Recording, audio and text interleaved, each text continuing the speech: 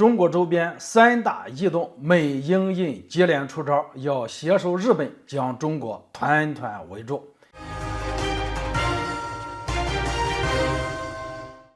大家好，我是肖银华。日本拉来美英印三国壮胆，企图与中国一战到底。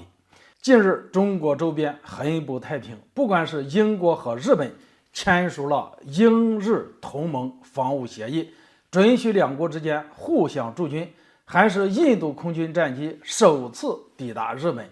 将举行联合演练，以及美国计划在日本大幅增加部署反舰导弹数量。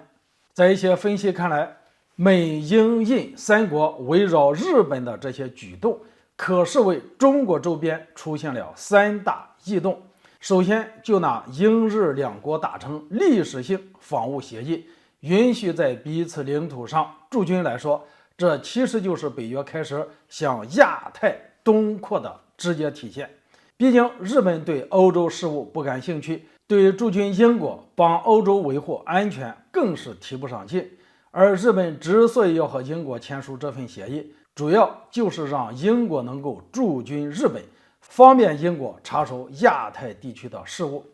其次，美国要在日本大幅增加部署反舰导弹的数量，很明显，美国此举旨在增强美国在亚太地区的反舰能力。那么，美国为什么要这么做呢？其实还是为了针对解放军，应对台海有事。不难看出，自美国2023年国防授权法案正式通过以后，美国就丝毫不再掩盖其在台海问题上的野心。但美国倘若真的要介入台海问题，光靠自己肯定是不行的。拜登政府其实也意识到了这一点，所以才会允许日本不断突破军事领域的限制，不仅答应向日本出售战斧式巡航导弹，还计划在日本大量部署反舰导弹。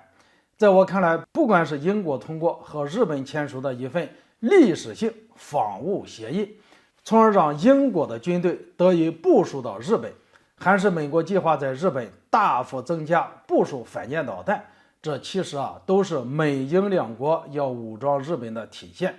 只不过方式不同而已。而至于美英两国想要武装日本做什么，相信大家都很清楚了，主要还是为了对付中国。只是就在美英接连要武装日本之际，印度方面也赶过来凑热闹，竟然首次派遣战机抵达日本进行联合训练，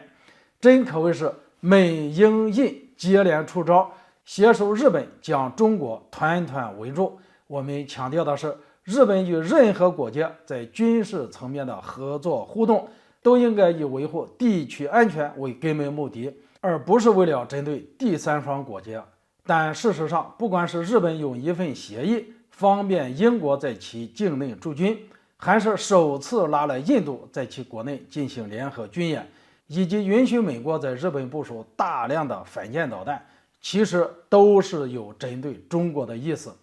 之所以这么说，是因为日本近段时间以来所做的一举一动，都已表明其已经彻底站到了中国的对立面。而这从日本不久前安排政客串访台岛，并在串访时再次放出台海有事就是日本有事的危险言论，便可见一斑。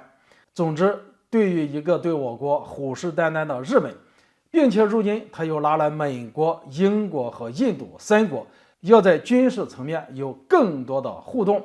对此中国一定要高度警惕，提前做好各种应对准备。